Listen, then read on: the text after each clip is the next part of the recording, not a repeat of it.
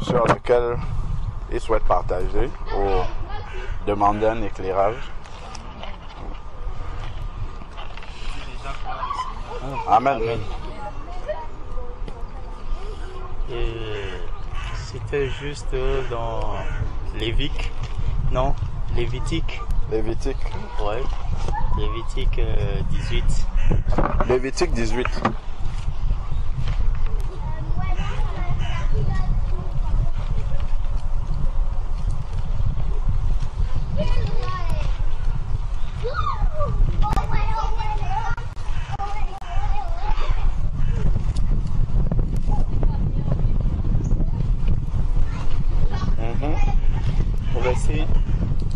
Au verset 22.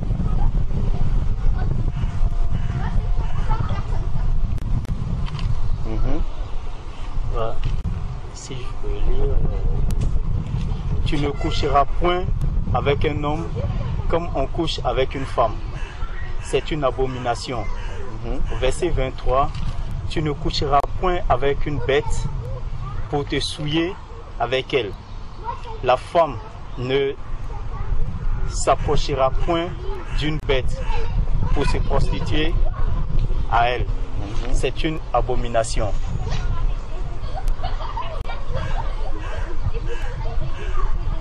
En fait, sur ce passage-là, mais bien avant ça, quand j'avais lu un peu,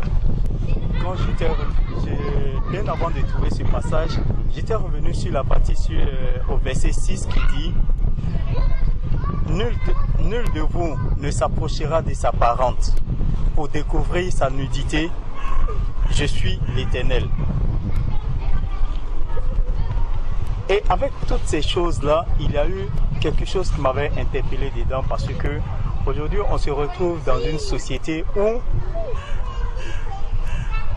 on pense être à la mode. On pense, comme on le dit, être à la page de certaines choses. Pourquoi?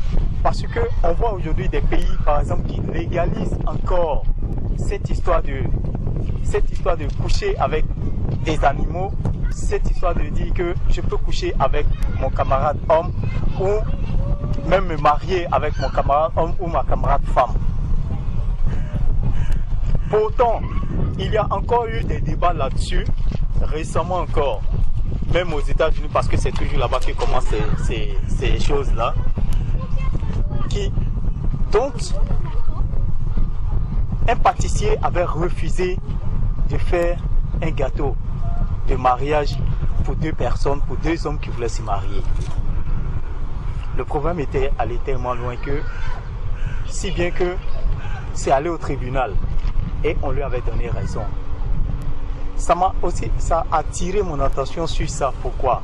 Parce que quelque part, je me dis que ce pâtissier, s'il l'a fait, il ne l'a pas fait parce qu'il n'avait pas envie de le faire. C'est parce qu'il a jugé bon que c'était quelque chose, c'était des choses interdites dans la Bible. Il ne l'a pas fait par erreur. Mais je pense que c'est par sa foi. Donc quelque part, si c'est par sa foi qu'il a pu refuser ce genre d'offre-là, c'est parce que quelque part, il sait qu'il y a ces passages-là qui sont écrits. Ce n'est pas lui qui l'a inventé. Comme parfois, on a des amis qui disent, mais où est-ce que c'est écrit ou bien qui a dit que c'est interdit d'épouser, je suis une femme, qui a dit que c'est interdit d'épouser une femme? C'est bien bon parce que ce matin, quand tu étais là, j'étais en train de lire les Actes des Apôtres et la sœur Aïcha me dit, écoute, lis ce truc-là, tu vas comprendre. Donc je suis allé dans les profondeurs de la chose et ça a aussi attiré mon attention. Parce que, vous voyez, souvent, on a des amis, des collègues, des parents qui discutent ce genre de choses-là. Parce que pour eux, c'est des choses qui ne sont pas écrites dans la Bible. Ils ne l'ont jamais vu. Ou peut-être on était dans les assemblées où on n'a jamais prêché cela. Parce que on a des hommes de Dieu aussi qui malheureusement, ils savent que prêcher ce genre de choses-là, ceux qui sont les plus concernés sont peut-être ceux qui financent l'Église. Mais c'est malheureux de savoir que ces choses-là sont écrites. Ce n'est pas lui, le pasteur ou l'homme de Dieu qui est là, qui a inventé mais c'est de mettre les gens en face de cette réalité-là. Pour nous dire quelque part que quand il dit tu ne coucheras point avec un homme, comme on couche avec une femme. Ce qui veut dire, quelque part, quand il dit ça, il met bien l'accent sur avec un homme comme on couche avec une femme. Ce qui veut dire que Dieu, quand il a créé l'homme, il n'a pas fait exprès pour plus tard créer la femme. La femme a été créée pour que l'homme se marie à cette femme-là, pour que l'homme couche avec cette femme-là.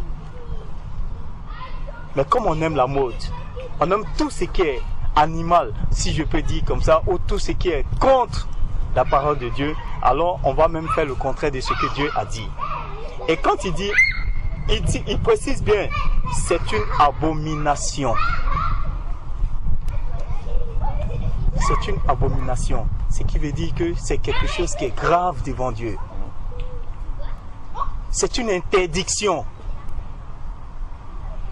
Et tu ne coucheras point avec une bête pour t'essuyer avec la bête.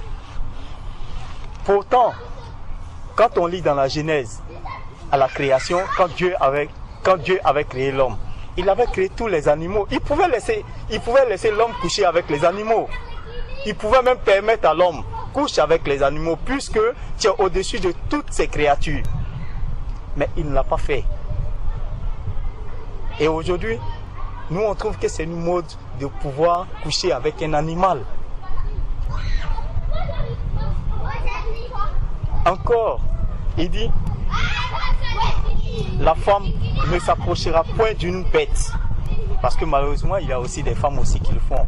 Parce que si il dit que c'est une abomination pour l'homme de coucher avec un animal, c'est aussi pareil que la femme aussi ne doit pas coucher avec un animal. Et Dieu merci, je dis encore Dieu merci, parce qu'il précise bien que l'homme ne couchera pas avec un animal, mais ainsi que la femme. Parce que s'il n'avait pas précisé pour la femme, on allait dire, oh, c'est tout à fait normal. Quand Dieu a dit, il n'a pas dit que la femme ne doit pas coucher avec les animaux. Mais il précise encore que la femme aussi c'est pareil. Et il met encore le point là-dessus, que c'est une abomination. Pour tirer l'attention de nous tous ici, c'est que ce genre de choses-là, nous sommes tous enfants de Dieu. Et on remercie Dieu parce qu'il nous a permis de voir ces choses-là, pour ne pas tomber encore dans les discussions qui n'ont pas de sens. Pour un enfant du monde qui viendra te dire oui, que c'est écrit où, quand est-ce que Dieu l'a dit. Mais Dieu merci, voyant ce verset-là, tu lui sors la Bible et tu lui montres le passage. Ce n'est pas toi qui as écrit la Bible, mais c'est quelque chose qui est écrit depuis et ça y est là. C'est pourquoi, quelque part, malgré tout ce que nous faisons, malgré tout ce qui se passe, il nous donne la conscience. Il nous donne la conscience de comprendre toutes ces choses-là et que c'est lui Dieu qui l'a interdit. Nous ne devons pas venir faire ce qu'il n'a pas dit ou modifier. Parce que la parole de Dieu ne se contredit pas pour dire que Dieu a dit ça et il n'a pas dit ceci. Non. Donc frères et sœurs, c'est ce que je tenais à partager avec vous, parce que ce débat de la semaine m'a beaucoup interpellé et m'a permis aussi de voir ce verset-là, parce qu'il y a beaucoup de personnes qui discutaient. Je lisais un peu sur les réseaux sociaux, un peu sur ça, et beaucoup de personnes disaient, mais où est-ce que c'est écrit, qui a dit que c'est ceci, cela? Et Dieu merci. Avec ça, on peut au moins répondre certaines personnes avec ça, pour leur faire comprendre que voilà ce que Dieu a dit. Donc, la discussion qu'il y a eu avec le pâtissier et autres, je pense que pour moi, il s'est basé sur la parole pour pouvoir agir de la sorte. Amen. Amen. Amen. Il y a plusieurs choses qu'on doit considérer. La parole de Dieu nous dit, je crois, c'est dans Romains, en fait que il y a même des personnes qui ne sont pas sous la loi, c'est-à-dire qui ne sont pas enfants de Dieu, mais qui agissent conformément à la loi. C'est-à-dire, et l'apôtre après va dire que c'est la loi de Dieu est inscrite en fait dans leur cœur. Donc Dieu a inscrit sa loi dans le cœur de tous les hommes. Un homme ici là, n'importe lequel que tu prends, c'est que ce n'est pas bien de voler, même s'il n'est pas un enfant de Dieu. Ça ne vient pas des hommes en fait, hein, ça vient de Dieu lui-même. C'est une interdiction qui vient de Dieu et que Dieu a introduit dans le cœur de toutes les personnes. La preuve, c'est que un cambrioleur, par exemple, le cambrioleur ne va pas venir en pleine journée quand tout le monde est là installé au salon. Il vient, il dit, donnez-moi le téléviseur là, s'il vous plaît, j'en ai besoin. Non, il va venir quand il sait qu'il n'y a personne dans le logement, où il va venir de nuit, ainsi de suite. C'est parce qu'il sait que ce n'est pas bien. Et ce n'est pas quelqu'un il n'a pas appris ça à l'école. Il sait que ce n'est pas bien de faire ça. Même quand tu vas prendre un enfant, par exemple, je sais pas moi, si la maman a déposé, je sais pas, un repas, quelque chose dont il sait qu'il n'a pas droit. S'il prend et qu'il entend le bruit de la maman qui arrive, il va se cacher ou bien il va essayer de camoufler parce qu'il sait qu'il a pris sans demander. Tu vois, c'est des choses que Dieu a inscrites dans la nature même de l'être humain. Après maintenant, quand on devient enfant de Dieu véritablement, Dieu réveille simplement ces choses-là qu'il avait mis pourtant en nous. En fait, notre esprit se réveille par rapport à ça et on a conscience maintenant, on commence à craindre. Alors que celui qui n'a pas l'esprit de Dieu en lui, il sait que c'est mal. Celui qui saute par exemple le métro, il sait que c'est mal, mais il le fait quand même. Tu vois, donc il sait que c'est mal, mais il n'a pas la crainte. Il va peut-être avoir la crainte de l'autorité qui est là parce qu'il voit l'autorité. Il sait que s'il passe là, on va l'arrêter, une amende va s'en suivre et ainsi de suite, il peut avoir des choses. Donc, il va craindre à cause de ça. Par contre, l'enfant de Dieu aussi va craindre de passer, non pas parce qu'il y a les autorités là, mais parce que Dieu est devant lui et que Dieu le voit. Parce que Dieu a réveillé son esprit et désormais il est conscient de ces choses-là. De la même façon, en ce qui concerne les rapports intimes, Dieu, dès le début, n'a pas créé deux hommes. Il n'a pas créé deux femmes. Il a créé un homme et l'homme est resté seul. C'est bien ce que tu as mentionné tout à l'heure par rapport aux animaux. Dieu a créé l'homme. Il a créé les animaux d'abord en premier. Ensuite, il a créé l'homme. Il s'est arrêté et il a ramené les animaux devant l'homme, c'est dans Genèse 2, pour que l'homme leur donne un nom. Et après avoir passé tous les animaux, l'homme a donné des noms à ces animaux-là. Dieu va dire maintenant que l'homme n'a pas trouvé parmi tout cela celle qui est son vis-à-vis. Je ne sais pas si tu vois. Oui. Ça montre vraiment quelle est la volonté de Dieu. C'est-à-dire que si parmi tous ces animaux-là, l'homme avait trouvé vraiment la créature qui lui correspond selon Dieu, ben Dieu n'aurait pas créé la femme, comme tu as dit. C'est parce que, on peut lire, hein, c'est dans Genèse 2, parce que l'homme, après avoir donné le nom à tous ces animaux-là, il n'y avait pas un être parmi ces animaux-là qui lui correspondait. Et c'est là où Dieu va créer maintenant un être qui ressemble à l'homme. Genèse chapitre 2.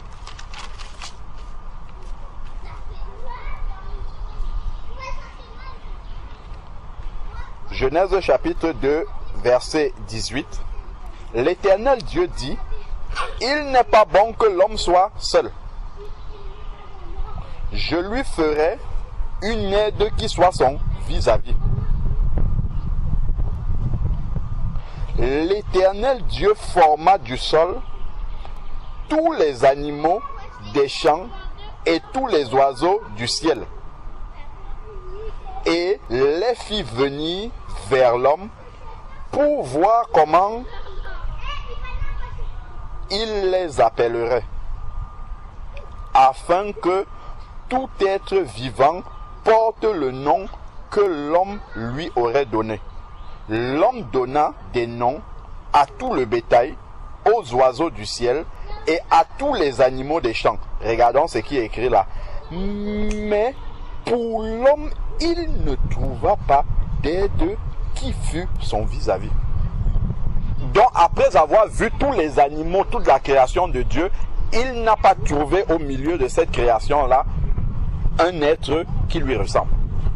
Donc l'homme ne peut pas aller vers les animaux, ni vers rien. Déjà, l'homme ne peut pas aller vers autre chose qu'un être humain. Déjà là où nous sommes, il y a toute la création de Dieu qui est là. Il n'y a pas de femme.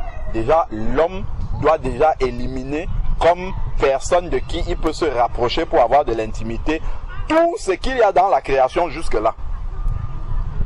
Parce que l'homme voit bien que ici, là, il n'y a pas son visage. Et dans le cœur de Dieu, Dieu, lui, il avait déjà vu ça aussi. C'est maintenant que l'homme, lui, découvre ça. Mais Dieu, lui, l'avait déjà dit ça au verset 18. L'homme, c'est après avoir contemplé, exemple par exemple, toute la création, les animaux, ainsi de suite. Il voit que, mais il n'y a pas un être ici, là, qui me ressemble. Mais Dieu, lui, il avait déjà vu ça. Il n'est pas bon que l'homme soit seul. Malgré tous les animaux, là, pour Dieu, l'homme est seul, en fait. L'homme est seul parce qu'il n'a pas d'être qui soit comme lui. Et ça nous montre la volonté de Dieu. Verset 21 maintenant. Alors, Dieu fit tomber un profond sommeil sur l'homme qui s'endormit et il prit ses côtes et referma la chair à sa place. L'Éternel Dieu forma non pas un homme, mais il forma une femme. Il aurait pu sortir de la côte de l'homme un autre homme. Mais Dieu n'a pas fait ça. C'est une femme qui l'a sorti de la côte de l'homme. Et ça nous montre la volonté de Dieu en ce qui concerne l'humanité en fait. Voilà comment l'humanité va se développer en fait. Un homme se met avec une femme, donne des enfants. Les enfants se mettent un garçon avec une fille et ainsi de suite. Voilà en fait le modèle de la création de Dieu. Comme Satan est contre la création de Dieu, il va insuffler maintenant dans l'homme de pervertir les voies de Dieu. De pervertir ce que Dieu a créé. Pour que l'homme commence à se livrer à des abominations auxquelles Dieu n'avait pas du tout introduit dès le début. La ville de Sodome et Gomorrhe a été détruite par le feu qui est descendu du ciel. C'est à cause de ce péché-là. C'est à cause de ce péché. Si on regarde dans Genèse 19, les hommes de Sodome n'ont même pas craint quand les anges sont venus dans cette ville-là pour détruire la ville. Au point où ils sont venus, quand ils ont vu des hommes qui sont entrés chez Lot, c'est dans Genèse 19, ils sont venus pour dire à Lot, donne-nous les hommes qui sont entrés chez toi, pour qu'ils aient de l'intimité avec eux. Et là, les anges ont envoyé la main comme ça, ils ont été frappés d'aveuglement.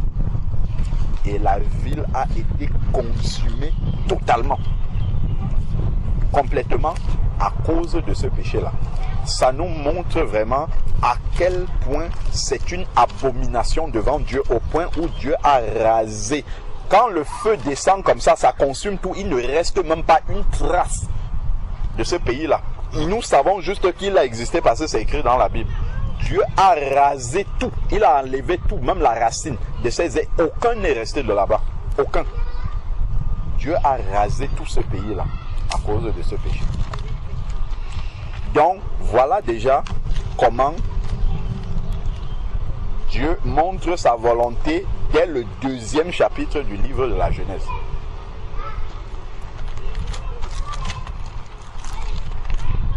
De même déjà dès le premier livre, le premier chapitre, Genèse chapitre 1 verset 26. Dieu va déjà dire quelque chose ici. Dieu dit, Genèse chapitre 1 verset 26, donc dès le début, quand il commence à créer, Dieu dit, faisons l'homme à notre image, à notre ressemblance, pour qu'il domine sur les poissons de la mer, les oiseaux du ciel, sur le bétail de toute la terre et sur tous les reptiles qui rampent. Dieu créa l'homme à son image. Il le créa à l'image de Dieu. Homme et femme. Il les créa. Homme et femme. Il a créé deux êtres différents parce que cela était sa volonté. Pourtant, il y avait les animaux et tout ça avant. Il aurait juste pu créer juste l'homme ou juste la femme et laisser les animaux avec. Ou créer deux hommes. Comme ça, ça donnait la possibilité que l'homme aille avec un homme ou bien aille avec les animaux. Non, Dieu n'a pas fait ça. Dieu a fait les choses normalement. Et ensuite, maintenant, si nous revenons dans Genèse 2, verset 22, lorsque Dieu a refermé la chair à la place de là où il avait ouvert pour prendre une côte chez l'homme, l'Éternel Dieu forma une femme de la côte qu'il avait prise à l'homme et l'emmena vers l'homme. Pourtant, il y a tous les animaux qui sont là. Mais c'est la femme que Dieu a amenée vers l'homme. Ça nous montre exactement quelle est la volonté de Dieu. Dieu, il a amené les animaux vers l'homme et il a dit pourquoi il les amenait. Pour que l'homme leur donne un nom. Point à la ligne. L'homme ne devait pas aller au-delà de ça. L'homme a compris quelle était sa mission par rapport aux animaux. C'était de leur donner un nom. Et ça, il y a une explication spirituelle pour le fait que l'homme ait donné le nom aux animaux. Ensuite, maintenant, Dieu va créer la femme. Comme les animaux, aussi, il va amener la femme vers l'homme. Mais on va regarder, est-ce que ça va se passer de la même manière qu'avec les animaux? Poursuivons la lecture. Donc, l'Éternel Dieu forma une femme, nous sommes au verset 22 de Genèse 2, de la côte qu'il avait prise à l'homme, et il l'emmena vers l'homme. Et l'homme dit, cette fois-ci, c'est l'os de mes os. Ça répond au constat que l'homme avait fait après avoir donné les noms aux animaux. Il avait constaté qu'il n'y a pas son vis-à-vis. Maintenant, il voit un être qui est différent. Un être qui est comme lui. Et là, il va dire, cette fois-ci, c'est l'os de mes os. La chair de ma chair. On l'appellera, il ne dit pas homme comme moi, mais parce qu'elle est un peu différente de lui, quand même. On l'appellera femme, c'est un autre nom. Elle n'est pas comme lui.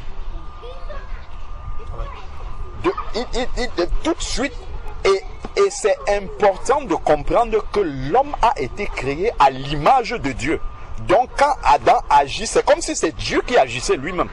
Parce qu'il a l'esprit de Dieu. Donc, il agit vraiment avec toute la volonté du Seigneur, en fait. Donc, il manifeste par son agissement la volonté du Seigneur. Il ne va pas l'appeler homme comme lui. Il va l'appeler femme. Dans les textes plus anciens, on parle de hommes. C'est homme au féminin, en fait. Donc, il montre vraiment que c'est un être qui est semblable os de mes os, mais il n'a pas dit qu'on va l'appeler homme comme moi. On va l'appeler femme. Donc elle est à ma ressemblance, mais elle est mon complément. Elle n'est pas exactement comme moi. Donc, on l'appellera femme, car elle a été prise de l'homme. Donc il y a cette relation de dépendance là. Elle a été prise de l'homme, on l'appellera femme. Regardons maintenant le verset 24. C'est pourquoi l'homme quittera son père et sa mère. Donc en fait, Dieu nous montre la suite de la création, la suite de la multiplication des êtres humains sur la terre. Il a créé un homme, il a créé une femme, et ensuite maintenant il dit que les deux vont s'associer. Donc le père et la mère au début vont donner des enfants, et ensuite maintenant ces enfants-là vont quitter chacun le foyer de la famille, va quitter son père, quitter sa mère et s'attacher à sa femme, pas s'attacher à un homme en fait. Et la preuve c'est qu'un homme qui s'accouple avec un homme, ça ne va jamais donner un enfant, jamais de la vie. On ne va jamais arriver à ça, et ça nous montre que ce n'est pas la volonté de Dieu. Donc, l'homme quittera son père et sa mère, s'attachera à sa femme, ce qui est la volonté de Dieu. Et il dit, les deux deviendront une seule chair. Ça, c'est dans l'intimité, en fait, que ça se passe. Les deux deviennent une chair dans l'intimité. La preuve, c'est qu'ils peuvent donner un enfant, en fait. Qui est un enfant qui appartient aux deux, qui est le lien entre les deux. Par contre, ici, là, jamais on ne voit un homme s'attachera à un autre homme et ils deviendront une seule chair. Ça n'existe pas dans la Bible. C'est une parole diabolique complètement. Jamais on ne voit une femme s'attachera à une femme et les deux deviendront une seule chair. Jamais. Ça, c'est diabolique. Donc, voilà la volonté de Dieu. C'est l'homme qui quittera son père et sa mère, s'attachera non pas à un autre homme, mais à une femme. Et ils deviendront une seule chair. Et là, maintenant, voilà comment l'humanité va se développer. Donc, si on revient dans le texte de Lévitique, on voit toutes les... Comment dire? Tout ce que Dieu dit à propos des nations qui ont pratiqué cela. Donc, Lévitique 18, verset 24. Ne vous souillez par aucune de ces pratiques, car c'est par toutes ces choses que se sont souillées les nations que je chasse devant vous. Il n'est pas étonnant aujourd'hui que toutes les nations qui valident l'homosexualité, Dieu envoie des catastrophes, des choses pour frapper ces nations-là. C'est ça, c'est écrit ici, là. Il envoie des choses pour frapper, pour détruire, pour consumer ces nations. Et on avait déjà vu le terrorisme, tout ce qui arrive, les catastrophes et tout. C'est Dieu, il le dit clairement qu'il envoie des choses pour chasser, pour détruire ces nations-là. Parce que c'est une abomination devant le Seigneur. Que j'ai chassé devant vous, le pays en a été souillé à cause, le pays dans lequel nous sommes ici est souillé à cause de ça. Tous les pays qui semblent être, comme tu disais, à la mode, avancés, en fait, ils se sont souillés devant le Seigneur par rapport à ça. Il dit, le pays en a été souillé. Je suis intervenu contre sa faute. C'est une faute, en fait.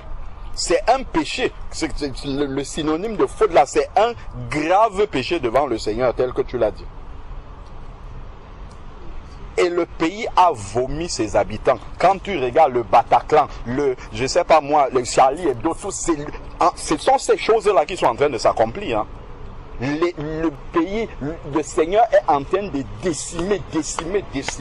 Ce sont les souillures qui sont venues par ces portes. Il y a d'autres péchés, bien sûr. Mais ici, là, ce sont des choses clairement où le Seigneur dit qu'il frappe ces pays-là. Ça ne peut pas passer comme ça. Le Seigneur regarde comment les choses... Jamais. Le Seigneur frappe. Parce que là, en fait, ce sont des choses qui portent directement atteinte à la création de Dieu dès l'origine. Tel que Dieu a créé les choses dès le départ. Donc les hommes sont en train de les changer. Même les animaux ne font pas ça. Les animaux ne s'accouplent pas mâle avec mâle. Même les animaux ne font pas ça. Ça montre à quel point la rébellion est montée dans le cœur de l'être humain contre son Dieu qu'il a créé. Donc ici, verset 26, vous observerez donc mes prescriptions et mes ordonnances et vous ne commettrez aucune de ces horreurs. Le Seigneur appelle ça des horreurs. Vous ne commettrez aucune de ces horreurs.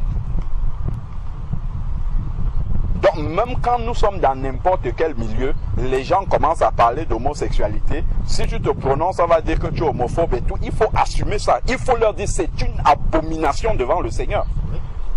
Il faut leur dire ça, quel que soit ce que ça nous coûte. On ne peut, quand on regarde comment Dieu appelle ça, on ne peut pas se taire par rapport à ça. Ce sont des horreurs. Bien sûr, Dieu peut pardonner à un homosexuel, il peut le réintégrer, ainsi de suite. Il faut qu'il demande pardon à Dieu et qu'il reconnaisse son péché devant le Seigneur et qu'il l'abandonne. Donc ici, ces horreurs Donc, vous ne commettrez aucune de ces horreurs, ni l'autochtone, ni le migrant qui séjourne au milieu de vous. Même les étrangers qui étaient au milieu des Israélites, le Seigneur demande aux Israélites de veiller à ce que les étrangers qui sont au milieu d'eux ne pratiquent pas ces choses-là. C'est-à-dire que si par exemple, voilà un verset clair, on avait discuté de ça avec un frère de Strasbourg, voici un verset clair qui dit que dans ta maison, par exemple, pour nous ici ça peut s'appliquer comme ça, dans ta maison tu ne dois pas recevoir un couple homosexuel, dormir chez toi, pas du tout. Tu peux les recevoir, tu parles du Seigneur avec eux, mais ils ne dorment pas dans ta maison. C'est écrit ici que tu ne permettras pas que même l'étranger, dont il n'est même pas encore converti, c'est un étranger, que l'étranger commette ça devant toi. Autant que ça dépend de toi. Ici, là, on ne va pas aller suivre les gens. Mais s'il entre dans le périmètre de ce qui dépend de toi, tu ne permettras pas. Parce que en Israël, ici, il parle ni l'autochtone, ni l'immigrant qui séjourne au milieu de toi. Donc si quelqu'un vient séjourner au milieu de nous et amène ce péché-là, on doit lui dire non. Ici, là, c'est la loi de l'Éternel qui règne ici. Tu ne peux pas faire ça ici. Donc vous partez avec ça. Le Seigneur appelle ça des horreurs. Car ce sont là toutes les horreurs, le Saint-Esprit répète encore ça une deuxième fois, qu'ont commise les hommes du pays qui y ont été avant vous. Et le pays en a été souillé. Ainsi le pays ne vous vomira pas à cause de vos souillures, comme il aura vomi les nations qui y étaient avant vous, si vous respectez ces ordonnances-là. Parce que si aussi vous vous livrez à ça, c'est grave quand même de voir que aujourd'hui en Israël, le pays de Jésus-Christ, il y a des gay pride. C'est terrible quand on lit ces versets-ci. Imaginez, je ne sais même pas si on peut imaginer quel peut être le cœur du Seigneur devant ces choses-là. Le pays où le Seigneur a marché comme ça, il y a des gay pride là-bas aujourd'hui. Verset 29. Car tous ceux qui commettront une quelconque de ces horreurs seront retranchés du milieu de vous, seront retranchés du milieu de leur peuple. Ceux qui commettront une quelconque de ces horreurs, c'est-à-dire homme aller avec les animaux, ou femme aller avec les animaux, homme aller avec homme, ainsi de suite, celui qui commet une de ces horreurs-là sera retranché du milieu de leur peuple. Vous observerez mon ordre et ne pratiquerez aucun de ces horribles principes qui se pratiquaient avant vous. Vous ne vous souillerez pas. Je suis l'Éternel, votre Dieu. Donc on voit vraiment comment c'est grave et abominable devant le Seigneur. Ça c'est l'Ancien Testament, prenons le Nouveau maintenant. Parce que le Seigneur parle aussi de ça dans le Nouveau Testament. C'est dans Romains chapitre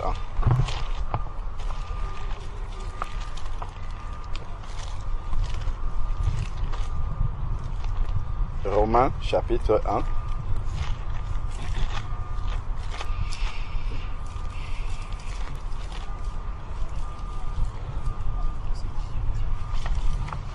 À partir du verset 18, et on va voir comment en fait on en arrive à ça.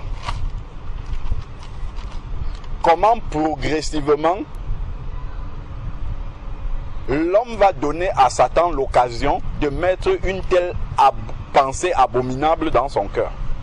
Parce que la responsabilité de l'homme est engagée. La colère de Dieu se révèle du ciel contre toute impiété. Donc, quand les hommes abandonnent la voie de l'Éternel, la colère de Dieu vient sur eux. L'impiété. Contre toute impiété, il y a la colère de Dieu sur ces personnes. Ensuite, maintenant, et toute injustice. Ce monde est tellement injuste. Regardez le nombre de richissimes qu'il y a sur la terre. C'est grave quand même. Quand je passe en route, je vois au bord de la route des personnes avec des pancartes, famille syrienne, famille syrienne. Hier, je regardais encore, je demande à ma femme, mais ces personnes qui mendient, ne sont-ils pas les frères des Saoudiens qui ont les pétrodollars? Comment il peut... C'est inimaginable. Comment l'homme peut être aussi insensible? Le Qatar, ils ont tellement d'argent qu'il faut qu'ils viennent, ils veulent tout acheter ici en France. Mais leurs frères mendient en route. Ce n'est pas normal. Ça là, c'est de l'injustice. Les ressources des hommes sont inégalement réparties. À cause de ces injustices-là, la colère de Dieu vient au milieu de l'humanité. Quand tu vas voir un homme qui peut acheter une île, il vient dans un pays, il achète une île qui appartient aux hommes, il achète tout ça pour lui tout seul. Alors qu'à côté, il y a des gens qui... On est tellement égoïste. Tellement égoïste. Hier, je discutais avec un cousin à mon épouse. Enfin, il nous faisait part d'une situation. Là, on prend les gens qui sont même très très riches. Prenons ceux qui sont un peu moins riches. Il disait que, actuellement, il parlait du pays, au Cameroun là-bas. Il disait que quand tu vas à l'ouest du pays, il y a des gens qui ont construit des grandes maisons, des châteaux presque, dans leur village. Beaucoup de personnes ont construit de belles maisons dans le village. Comme il y a des problèmes d'eau, il y a des problèmes d'électricité. Il dit en fait que quand tu traverses la route comme ça, la route est éclairée par l'éclairage, c'est-à-dire que la lumière qui sort de ces maisons-là, c'est ça qui éclaire un peu la route. À l'intérieur de chez eux, chacun a un forage pour se procurer de l'eau pour sa famille. Par contre, l'école qui est dans le village n'a pas d'eau. Les habitants du village n'ont pas d'eau. Pourtant, chez eux, dans leur résidence là, ils ont un forage. Le forage, en fait, c'est de l'eau naturelle qui coule. Il n'y a pas de facture pour ça. Non. Tu peux laisser n'importe qui venir puiser. Pas du tout.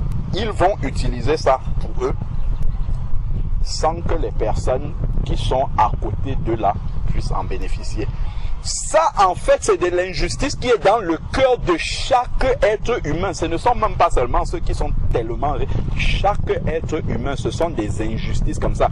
C'est-à-dire que le bien déjà, que ce que chacun peut faire pour que son prochain puisse en bénéficier, il faut déjà le faire. Donc, tout ça, ça fait en sorte que la colère de Dieu vienne sur l'humanité, vienne sur toute impiété. Et on va voir toutes ces abominations-là commencer à se développer au milieu des pays, on va dire civilisés. C'est impressionnant de voir des personnes réfléchir, poser, s'asseoir et valider le mariage homosexuel. On dirait qu'on a... Je ne sais pas. Mais comment ils peuvent en arriver là? Si même les animaux ne font pas ça, comment est-ce qu'ils peuvent en arriver à une telle chose?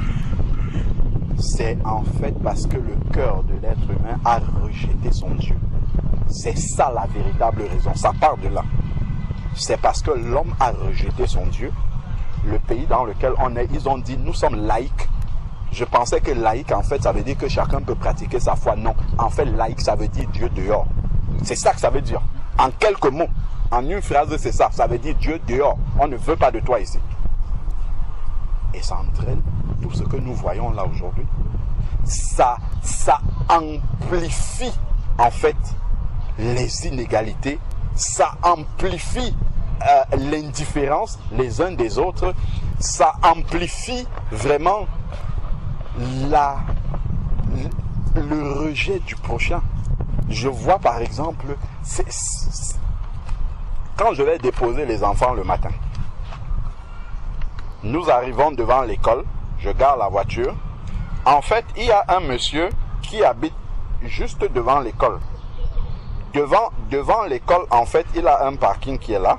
Enfin, c'est pas un parking, c'est sur la route. En fait, ça donne accès, ça ne donne même pas accès, c'est juste devant l'entrée de sa maison. Donc, les parents peuvent se garer là, 2 voitures, entrer pour 5 minutes, déposer les enfants et reprendre leur voiture et partir. Le type a fait construire je sais, des pylônes comme ça. Il a enfoncé dans le sol juste pour que les gens ne puissent pas se mettre là. Lui-même, il se prive de se garer là. Le monsieur sort, il est malade comme ça. Je dis, tu vas mourir, tu vas partir. C'est ce qui me vient. Je dis, mais quand tu vas mourir, ben les gens vont se garer là. Bien sûr, tu vas partir avec ce bout de terre là. Que pour 5 minutes, les parents vont 5 minutes. Il ne veut pas. Je ne sais pas s'il y a eu un arrêté préfectoral pour lui demander d'enlever ça. Un jour, je vois qu'il a enlevé ces pylônes-là. Maintenant, qu'est-ce qu'il fait? Donc, les parents ont recommencé à se garer là 5 minutes, ainsi de suite. Ce qu'il fait maintenant, il doit être au repos parce qu'il est malade. Je ne sais pas s'il met son réveil le matin pour venir mettre une voiture en travers, comme ça. Donc, il y a 2 places pour se garer. Quand tu passes en journée, il n'y a pas cette voiture-là. Il vient le matin, il met sa voiture juste en travers comme ça, pour que les gens ne se garent pas devant chez lui. J'ai dit, mais c'est pas possible ça. Si tu es couché là-bas, occupe-toi de ta maladie. Le bout de terrain qui est là-bas, si quelqu'un se met là 2 minutes, ça ne va rien changer pour toi. C'est là où on voit vraiment comment le cœur de l'être humain est rempli d'une méchanceté gratuite, inutile en fait, inutile. Inutile.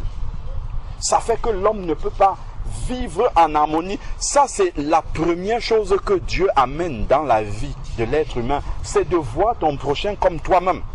Ce que tu aimerais qu'on te fasse, que tu fasses ça aussi à ton prochain. C'est aussi, c'est-à-dire que c'est n'importe quelle société, si les gens vivaient comme ça, il y aurait peu de problèmes, peu de suicides, peu de plein de choses que nous voyons aujourd'hui. Ce sont des principes qui sont hyper simples. L'égoïsme, ça n'amène nulle part. Ça n'amène nulle part. Tout ce que tu vas amasser à la banque quand tu meurs, soit la banque va récupérer, soit ça ira à l'État. Tu as travaillé toute la vie. La sœur Stéphanie nous disait dernièrement, la maman dont elle s'est occupée là, qui est décédée à 92 ans, je crois, quelque chose comme ça. La maman a travaillé toute sa vie dans un hôtel comment dire, de gestion en gestion d'hôtel. Elle a amassé tellement d'argent au point où le travail a fait qu'elle se coupe de sa famille. Elle n'avait même plus le temps de voir sa famille. À la fin de ses jours maintenant à l'hôpital, elle demande à Stéphanie, est-ce que tu peux faire le permis? Je t'achète une voiture pour qu'on aille chercher les membres de sa famille. Mais elle n'a pas eu ce temps, elle est morte seule à l'hôpital avec un compte blindé en banque. Ça lui sert à quoi? Qui va hériter de cet argent qu'elle a travaillé toute sa vie au point de s'occuper de son prochain qui peut l'aider? À la fin de tes jours, quand tu viens au monde, ce sont les gens qui s'occupent de toi, en l'occurrence les gens de ta famille. Le jour où tu vas mourir, ce n'est pas l'argent qui va t'enterrer. Ce sont les hommes aussi qui vont venir pour t'enterrer. Pourquoi faire les problèmes aux hommes? Pourquoi ne pas rechercher la paix avec ton prochain? Tout ça, c'est parce que l'être humain a rejeté Dieu. Le cœur de l'être humain est vide. Il pense qu'il va vivre là éternellement, qu'il va rester sur la terre toujours, que tout ce qu'il a amassé sera toujours à sa disposition. Il suffit juste que tu traverses la pape, une voiture te renverse. Si tu restes vivant, peut-être tu perds l'usage de tes jambes. Lève-toi encore pour aller utiliser tous les biens que tu as amassés. Il y a déjà une bonne partie que tu ne pourras pas utiliser. Les autres peuvent l'utiliser.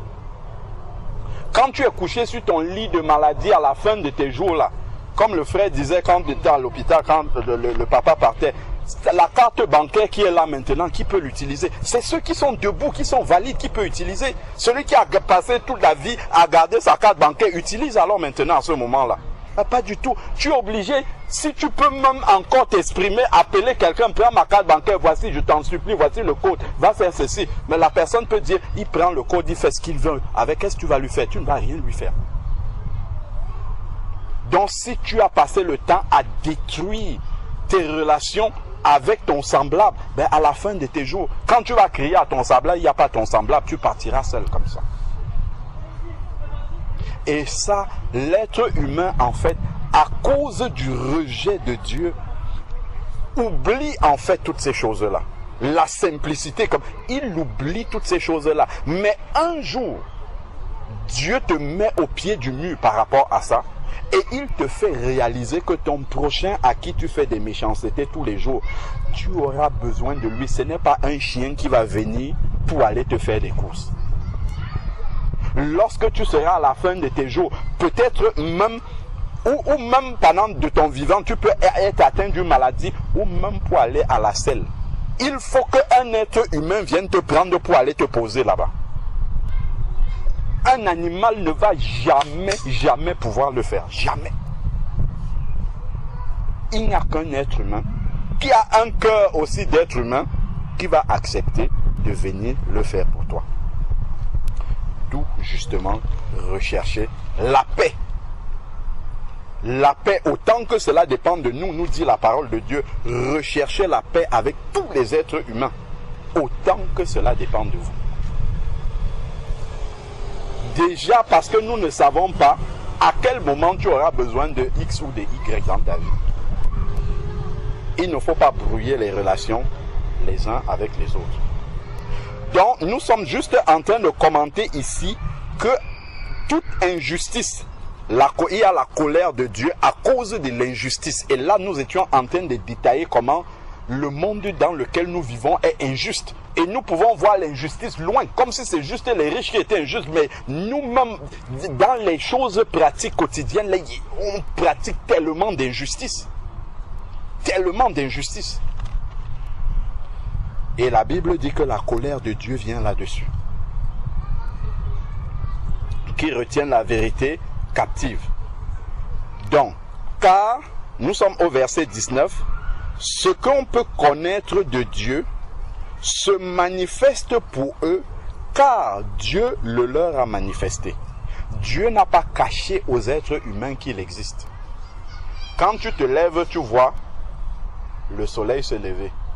Est-ce que quelqu'un est monté là-bas? Il a dit, ah, on va brancher ici, là. On branche le soleil et le soleil commence à briller. La nuit, je débranche. Je branche la lune. Il n'y a personne qui fait ça. Donc, quand quelqu'un voit comment tout ça, ça se passe automatiquement, des questions doivent déjà naturellement émerger en lui en se disant, mais qui fait ces choses-là? Il y a quelqu'un qui doit faire ça.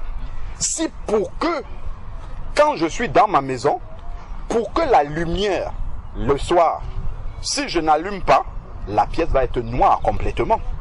Il faut que je me lève pour aller allumer dans mon salon pour que la pièce soit éclairée. Si je ne fais pas ça, la pièce ne sera jamais éclairée. Je peux rester là ayant la lumière, mais la pièce ne sera pas éclairée parce que je n'ai pas allumé.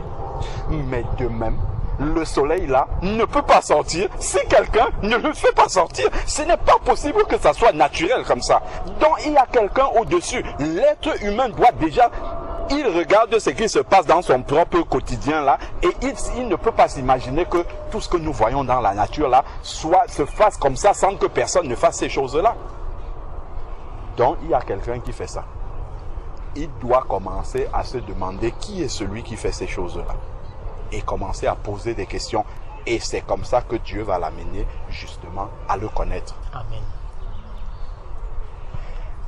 Et lorsqu'il aura connu Dieu, le véritable amour de Dieu va venir dans son cœur, en sorte que désormais, quand il va voir son prochain, quand il va regarder frère Nicanor, il ne va pas dire, il faut que je sois plus que lui. Il va le regarder comme son semblable et l'aimer comme lui-même. Et il n'y a que Dieu qui peut faire ça dans le cœur de l'être humain. Le monsieur qui barricade chez lui, si l'amour de Dieu, quand Dieu vient dans une vie, Peut-être il devait même mettre la pancarte comme ça. Je vous en supplie, venez vous garer ici, là, tous les matins, parce que cette place n'est pas occupée. Pourquoi? Parce que, si tu regardes ton prochain comme toi, tu vas te dire, un parent qui va travailler le matin, il est pressé, il n'a pas le temps de chercher une place, aller se garer loin. Donc, ce que j'aimerais qu'on me fasse à moi, j'aurais aimé trouver une place vite fait, donc mais je vais le faire pour les autres. C'est ça que Dieu amène dans une vie. Donc, je vais mettre à la disposition de l'autre ce qui va lui faciliter la vie, comme moi aussi j'aurais aimé que quelqu'un puisse le faire pour moi. C'est extraordinaire. Donc, et ça, c'est ce que Dieu veut amener dans la vie des gens. Mais le diable a fait en sorte de corrompre le cœur des êtres humains. Et les gens pensent que quand Dieu vient dans une vie, c'est pour te priver de liberté. C'est pour t'interdire ceci, interdire ça, interdire ceci. En fait, c'est comme ça que l'être humain voit Dieu. C'est quelqu'un qui interdit tout. Il te prive de ta liberté. Bien au contraire. Quand Dieu te dit, je ne te permets pas de prendre l'alcool jusqu'à ce que tu te saoules, c'est parce que c'est nocif pour toi. Si tu le fais, après tu auras la cirrhose de foie. S'il te dit, je ne veux pas le corps que je t'ai formé là, je ne veux pas que tu le détruises par la cigarette. Mais si tu fumes, après tu vas attraper un cancer du poumon et tu vas mourir plus tôt que prévu. Donc tout cela, en fait, Dieu te le dit pour ton propre bien. Ce n'est pas pour te mettre en prison. Dieu ne gagne rien à mettre les êtres humains en prison. Au contraire, lui qui a créé, il a tout créé. Il nous dit, il nous donne le mode de fonctionnement par sa parole, la manière dont nous devons vivre dans sa création là, pour être heureux sans avoir toutes les difficultés qu'on rencontre aujourd'hui. Mais si l'être humain dit, imagine un peu, tu achètes aujourd'hui un appareil électronique tellement complexe. Tu arrives chez toi, on t'a donné la notice, tu jettes la notice à la poubelle, tu dis je vais m'en sortir avec. C'est ça que l'être humain fait en fait. Nous arrivons dans le monde, nous trouvons le monde. C'est nous qui avons créé le monde, pas du tout. On est arrivé, on l'a trouvé tel qu'il est. Le créateur dit, voici le mode d'emploi. Nous on dit non, le mode d'emploi là, on met ça de côté, on va utiliser ça d'une autre manière. Voilà maintenant la télévision, on te dit de brancher. Toi tu comprends que non, il faut peut-être, je sais pas moi, mettre du carburant dessus pour que ça marche. Va mettre le carburant dans ta télé, tu vas voir si ça va marcher. C'est en fait ça que nous faisons. Nous définissons d'autres règles de fonctionnement que Dieu n'avait pas prévues du tout. Et donc, ça crée en fait tout le dérèglement que l'on voit aujourd'hui dans la société. Parce qu'on essaye d'utiliser les choses que le Créateur a mis à notre disposition avec une notice qu'il ne nous a pas donnée, une notice que nous-mêmes on a écrite. Et tout est déréglé de partout, complètement. Donc ensuite, ici, là, il dit, en effet, verset 20, les perfections invisibles de Dieu, sa puissance éternelle et sa divinité se voient fort bien dans la création du monde. C'est ce qu'on disait par rapport au soleil. La nuit qui s'enchaîne avec le jour, ainsi de suite. Mais jamais il y a eu de panne. Jamais. Le téléphone qui a été fabriqué par quelqu'un, ainsi de suite, peut tomber en panne. Le soleil n'est jamais tombé en panne. La succession du soleil avec la nuit, le soleil avec la lune, jamais ce n'est tombé en panne. Comment le téléphone qui a été conçu par quelqu'un peut tomber en panne et ça qui n'est jamais tombé en panne, on se dit que non, ça c'est par hasard que ça s'est créé. Non, c'est pas par hasard. Il y a un constructeur de toutes ces choses-là. Et celui-là, c'est Dieu. Et ici, là, voilà pourquoi il dit que la première révélation qu'il donne à l'homme, c'est par rapport à la nature que l'homme voit. Quand l'homme voit la nature, il doit se poser des questions sur Dieu, sur celui qui a créé ces choses-là. Ensuite, maintenant, il va dire, quand on les considère dans ses ouvrages, lorsqu'on considère la perfection de la nature, on se demande, mais comment est-ce que c'est possible que ça soit naturel? Les gens qui disent par exemple que oui, moi j'ai l'esprit cartésien, je ne crois que ce que je vois, ainsi de suite. Un grand savant, Isaac Newton, il était en train de travailler dans son bureau. C'est celui qui a inventé la théorie de la gravité, plein de théories. Il travaille et il avait fait fabriquer un modèle du système solaire en bois. C'était posé comme ça sur son bureau. Et il y a un autre de ses amis physiciens qui vient dans son bureau et lui, il était en train de travailler. Il lui dit, Isaac, qui c'est qui t'a fabriqué ça? Isaac Newton lui dit, personne. Il continue à travailler. Son ami lui dit, mais je parle sérieusement, Isaac, qui c'est qui te l'a fabriqué? Je dis personne. Il dit, mais ce menuisier-là, il est vraiment fort. Dis-moi qui te l'a fabriqué. Isaac Newton dit, non, personne ne l'a fabriqué. Et après, devant l'insistance de son ami, il se lève et il le regarde. Il lui dit, ça, c'est la représentation imparfaite et qui ne bouge même pas, qui n'est pas dynamique, elle est statique. C'est la représentation imparfaite du système parfait qui existe là. Tu n'arrives pas à croire que ce système imparfait là n'a été fabriqué par personne, mais tu crois que celui qui est parfait là, personne ne l'a fabriqué. Toi-même, tu n'es même pas cohérent dans ce que tu crois. Son ami était confondu, complètement confondu. Il a du mal à croire qu'une pièce aussi imparfaite, que personne ne l'ait créée, mais il arrive à croire que tout le système là solaire qui existe, personne ne l'a créé. En fait, la réalité, c'est que dans le cœur de l'être humain, il veut rejeter Dieu. C'est tout. Il veut rejeter Dieu. Parce que s'il réfléchit, même celui qui dit qu'il est cartésien, qui réfléchit logiquement, il arrivera forcément à voir que il y a quelqu'un qui est au-dessus de nous, qui a créé toutes ces choses-là. Poursuivons la lecture. Donc, ensuite, maintenant, voilà le verset 21. Et c'est là qu'on va commencer à descendre et voir comment ces choses, l'homosexualité et tout le reste est arrivé dans l'humanité. Donc ensuite, il dit, ils sont donc, parce que Dieu leur a déjà prêché, donc, parce que Dieu leur a déjà prêché, il dit, ils sont donc inexcusables. Donc quand Dieu vient se révéler comme ça aux êtres humains, à travers le soleil, à travers la pluie, à travers tout ce que nous voyons dans la nature, les hommes deviennent inexcusables devant Dieu. Même si quelqu'un ne s'est pas mis devant lui pour lui prêcher l'évangile, s'il n'a pas cherché le Créateur en voyant toutes ces choses-là, il est déjà condamné. Hein? Il est déjà condamnable devant Dieu parce que devant tout cela, il ne s'est pas posé de questions. Donc ensuite ici, ils sont donc inexcusables puisque ayant connu Dieu. Comment est-ce qu'ils ont connu Dieu alors que personne ne leur a prêché? Par la nature. Donc tous les êtres humains connaissent Dieu, qui ne mentent pas. Quelqu'un ne peut pas dire que lui ne connaît pas.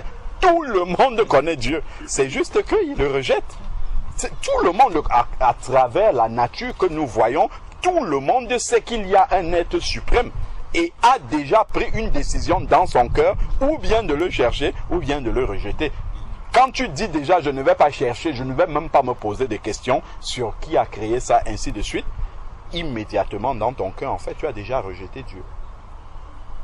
Parce qu'il y a tant de choses que tu utilises dans ta vie, donc tu vas quand même lire la notice d'utilisation pour les utiliser. Par contre, c'est que Dieu a créé, tu dis, je n'ai pas besoin de notice pour ça. Je vais l'utiliser moi-même. Là, c'est déjà une forme de rejet du Créateur. Donc, ils sont inexcusables puisqu'ayant connu Dieu, ils ne l'ont pas glorifié, donc ils ne l'ont pas cherché pour donner la gloire à celui qui a créé ces choses-là. Ils ne l'ont pas glorifié comme Dieu. Et ne lui ont pas rendu grâce. Ils ne l'ont pas remercié. Quand tu t'es levé ce matin ici, quel concours tu as passé pour t'élever? Tu t'es couché la nuit et le matin, automatiquement, tu t'es réveillé. D'autres se sont couchés la nuit et le matin, ils n'étaient plus là. Ils étaient morts. D'autres ont pris la route. Pourquoi nous sommes arrivés ici? Je lisais encore, quelqu'un disait que le chemin que tu prends tous les jours pour aller au travail ou pour aller quelque part, ben, il y a beaucoup qui sont morts sur ce chemin-là. Mais toi, tu le prends tous les jours, il ne t'arrive rien. Est-ce que c'est parce que toi, tu es plus sage? Il y a des personnes qui passaient devant l'hypercachère qui ont été fusillées. Les policiers qui veulent assurer la sécurité des gens, quelqu'un va à son travail comme ça, allez, poup, quelqu'un vient, il le fusille, ou la policière qui a été poignardée dans le dos, qu'est-ce qu'elle a fait? Pourquoi toi tu n'étais pas à sa place? Tu aurais bien pu être à sa place. Dans ton bureau, là où tu travailles, Un jour, quelqu'un peut venir, commence à fusiller, les gens ils te fusillent. Pourquoi ça n'était pas arrivé, toi? On n'a pas passé un examen pour que cela ne nous soit pas arrivé et soit arrivé à quelqu'un d'autre. Je voyais encore, c'était hier aux informations, où dans une ville, il y a un ascenseur dans un supermarché qui s'est décroché et qui a écrasé un enfant. Mais qu'est-ce qu'il fait qu'il y a des gens qui étaient là à ce moment-là? Qu'est-ce qui fait que ce ne soit pas eux qui soient entrés dans l'ascenseur et que l'enfant soit parti? Je me souviens encore, il y a un avion qui partait de Rio pour la France.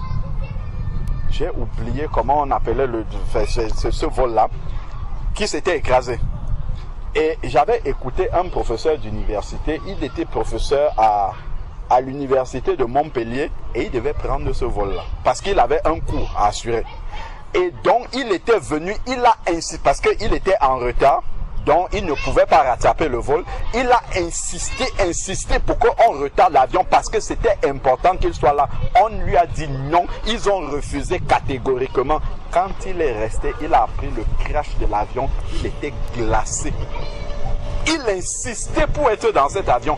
Qu'est-ce qu'il a fait qu'est-ce qu'il a mérité par rapport aux 254 et poussières de personnes qui se sont crachées? Il n'a rien mérité par rapport à ça. Ça seulement déjà c'est un sujet permanent d'action de grâce parce que ça ne dépend pas de notre mérite. On n'a rien fait pour mériter la vie que nous avons.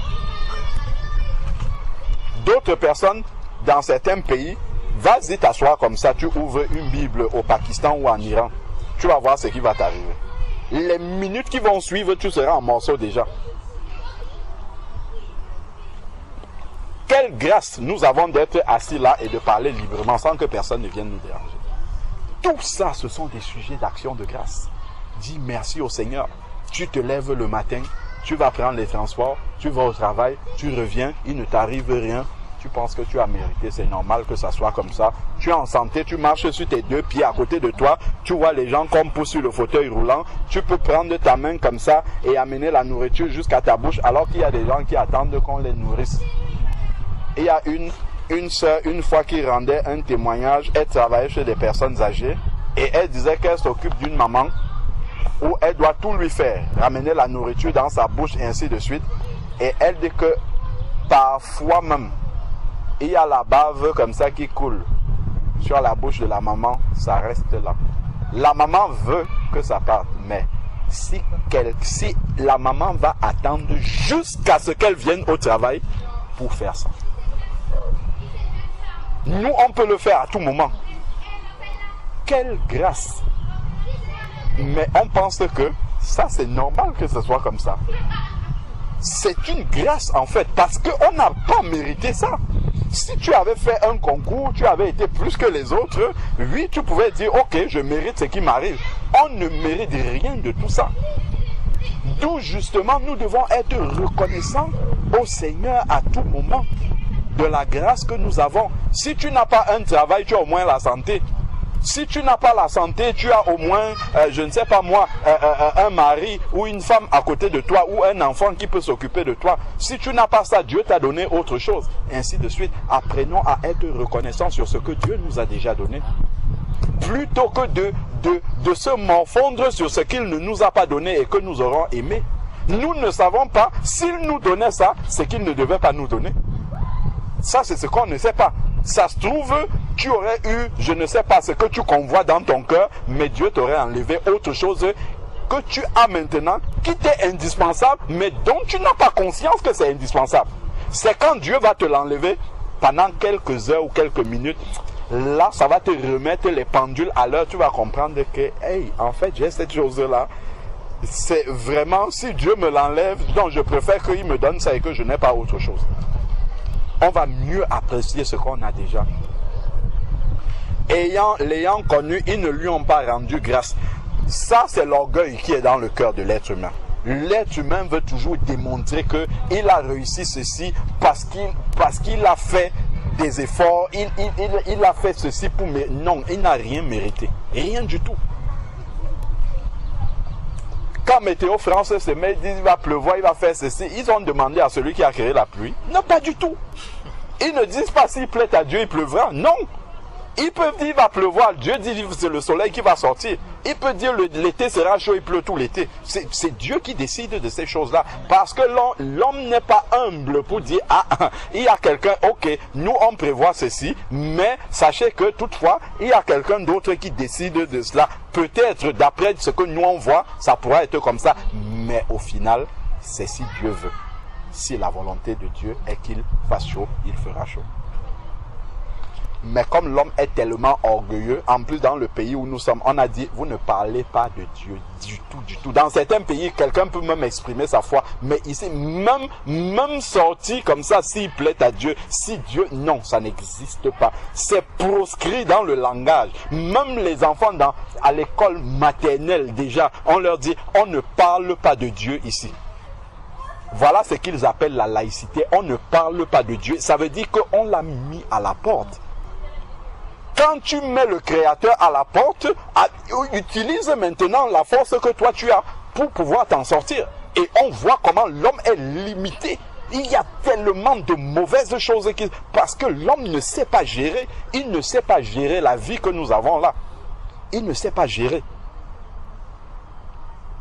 Donc voilà comment l'homme se retrouve alors qu'il est totalement dépendant de Dieu, mais comme dans son cœur il y a l'orgueil et qu'il ne veut pas reconnaître qu'il est dépendant de celui qui l'a créé, il se retrouve dans ce carrefour-là où il est perdu.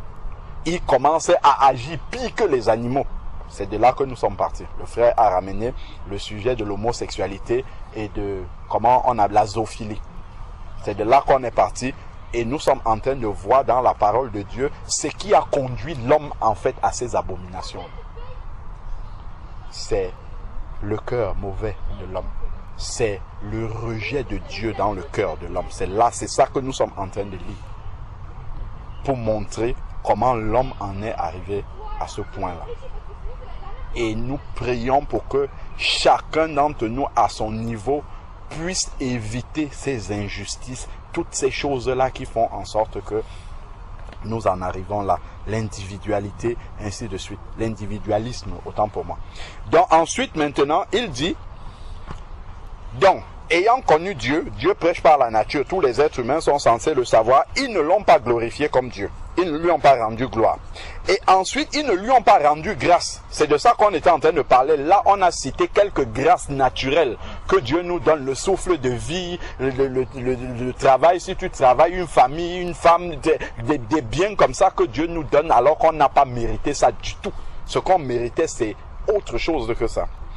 Donc, ils ne lui ont pas rendu grâce. Donc, ils n'ont pas reconnu que si j'ai ça, je n'ai pas mérité cela. C'est Dieu qui m'a fait grâce. Si en me couchant comme ça la nuit, je me lève encore le matin, j'ai encore le souffle de vie, c'est Dieu qui m'a fait grâce. Si j'ai traversé la route là, la voiture de ma... Vendredi, je rentrais du travail, je traverse Paris, je suis déjà devant la maison. Le bus me dépose en face. J'ai juste à traverser comme ça et monter à la maison. Et je suis là. Le feu passe au rouge pour les voitures. J'attendais que le piéton passe au vert. Au moment où je mets le pied comme ça, il y a quelqu'un qui traverse le feu rouge. Donc j'aurais pu traverser sans regarder parce que je me dis le feu est rouge tout le long. Au moment où je mets le pied, il est passé en vitesse devant moi. J'ai dit waouh, c'est devant la maison. J'ai dit Seigneur, vraiment gloire à toi. Qu'est-ce que j'ai fait? J'aurais pu partir. Le feu est rouge, j'aurais pu ne pas me poser des questions, ne pas imaginer que quelqu'un peut voir le feu bien rouge comme ça, toutes les voitures arrivées, toutes les voitures arrêtées et il passe. Je n'aurais pas pu imaginer que quelqu'un peut faire ça. Mais la personne l'a fait devant la maison. Qu'est-ce qui a fait que je ne m'engage pas? Ce n'est que Dieu. Parce que son moment n'était pas arrivé. Je n'ai pas réfléchi pour faire ça. Je n'ai pas réfléchi du tout. Parce que en général, j'attends que le piéton change déjà, que je le vois vert pour passer. Alors que j'aurais pu dire, le feu est rouge, c'est bon, les voitures sont arrêtées, allez, hop, je m'engage. Peut-être on serait en train de me conjuguer au passé aujourd'hui maintenant. Tout ça, rendre grâce à Dieu toujours, parce qu'on n'a pas mérité. Ce n'est pas parce qu'on est sage que toutes ces choses-là arrivent. C'est vraiment parce que Dieu est Dieu et on doit reconnaître qu'on est petit devant lui et qu'on doit simplement lui dire merci, lui rendre grâce, être reconnaissant pour tout ce qu'il nous accorde sans mérite. C'est ça, c'est vraiment qu'on n'a pas mérité, mais Dieu nous accorde cette grâce-là. Et on voit d'autres personnes qui n'ont pas cette grâce-là aussi. Ce n'est pas parce qu'ils sont pires que nous. Donc ils ne lui ont pas rendu grâce. Nous sommes au verset 21. Mais ils se sont égarés dans leur raisonnement. Voilà là où le problème commence. Quand quelqu'un va voir le soleil apparaître, il reste là 24 heures, il observe. La lune apparaît. Après le soleil revient. Après la lune apparaît. Au lieu de dire, mais il y a quelqu'un qui a créé tout ça. Il va commencer à raisonner maintenant. Hein? Oui, voilà, c'est un Big Bang. Mais pourquoi le téléphone portable n'est pas apparu à la suite du Big Bang? Pourquoi ta voiture n'est pas apparue suite à un Big Bang? Pourquoi tout ce qui est créé là, pourquoi le Big Bang n'apparaît pas comme ça? On voit des objets surnaturels qui... Non! Il faut que des hommes s'asseyent, qu'ils réfléchissent et qu'ils créent des choses. Pourquoi l'ordinateur n'est pas apparu par un Big Bang? Il a fallu que des gens s'asseyent, qu'ils réfléchissent, qu'ils unissent leurs connaissances ensemble que Dieu leur a donné pour que ces choses-là... Donc, il y a un créateur à toutes choses. Donc, ils ont commencé dans les raisonnements. Et Dieu appelle ça de vains raisonnements. Donc, ces raisonnements-là sont vides. Et ça ne peut que amener l'homme à s'éloigner de Dieu. Les vains raisonnements et leur cœur sans intelligence, leur cœur. Parce que l'homme pense que l'intelligence, c'est d'expliquer les choses, connaître les choses. La véritable intelligence, c'est de soumettre son cœur à Dieu et de reconnaître que tu n'es rien. C'est ça la véritable intelligence. Il y a un grand savant qui disait, je sais une seule chose, c'est que je ne sais rien, en réalité. Quand je vois tout ça, je me rends compte que je ne sais rien du tout. Donc je dois me soumettre à celui qui sait tout. Voilà, c'est ça. Avec toute l'intelligence humaine qu'il avait, au final, la réponse finale qu'il trouve à toute son intelligence, c'est qu'il ne sait rien. Donc c'est la véritable intelligence, c'est s'abaisser devant Dieu. De dire, Seigneur, par moi-même je ne sais rien, enseigne-moi toutes choses. Parce que c'est toi qui connais tout ce que tu as créé là. Montre-moi maintenant dans la notice, domaine par domaine de la vie, tel domaine de la vie, comment est-ce que ça s'utilise? C'est quoi le mode d'emploi? Il va t'amener Romains ceci, verset cela.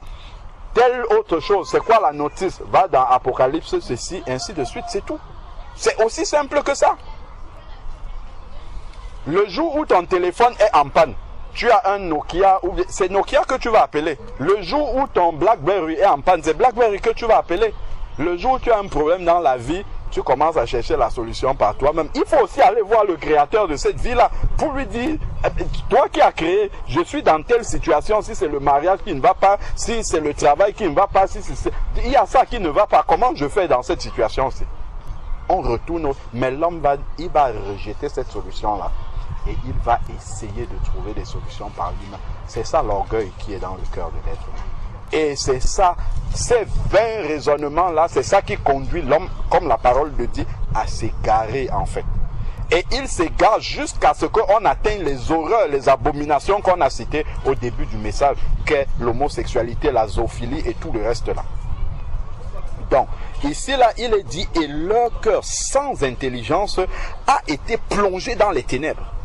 Donc, quand l'homme commence à raisonner comme ça en rejetant Dieu, de plus en plus, il s'enfonce dans les ténèbres. C'est-à-dire que le peu de connaissances même que Dieu aurait pu lui donner, Dieu va l'aider à s'éloigner davantage. Il va s'égarer davantage.